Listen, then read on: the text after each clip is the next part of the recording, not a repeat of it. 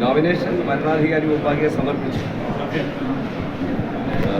മന്ത്രി മുഹമ്മദ് റിയാസ്, ശ്രേയംസ് കുമാർ, ഈ കൈ കുറച്ചങ്ങോട്ട് വെക്കുമോ? ടി പി രാമകൃഷ്ണൻ എന്നിവരും എന്നോടൊപ്പം ഉണ്ടായിരുന്നു. 3 സെറ്റ് പത്രിക പ്രാഥമിക പരിശോധനയ്ക്ക് ശേഷം അവരതിന് റെസിപ്റ്റ് തന്നു.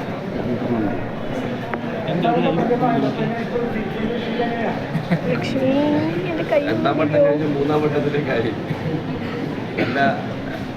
നല്ല അനുഭവമാണ്. അപ്പോൾ ഈ നോമിനേഷൻ സമർപ്പിക്കാൻ വരുമ്പോൾ തന്നെ വിവിധ വിഭാഗം ആളുകൾ സ്ഥാനാർത്ഥിയെ കാണാനും വിജയം ആശംസിക്കാനും ഒത്തുകൂടിയിരുന്നു എന്നുള്ളതൊക്കെ അസാധാരണമായ ഒരു കാഴ്ചയാണ്.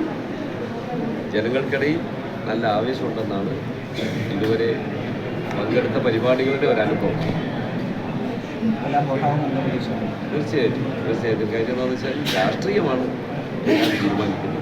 ഇന്ന് രാഷ്ട്രീയ സാഹചര്യം നമ്മളെക്കാൾ ജനങ്ങൾ മനസ്സിലാക്കുന്നത്.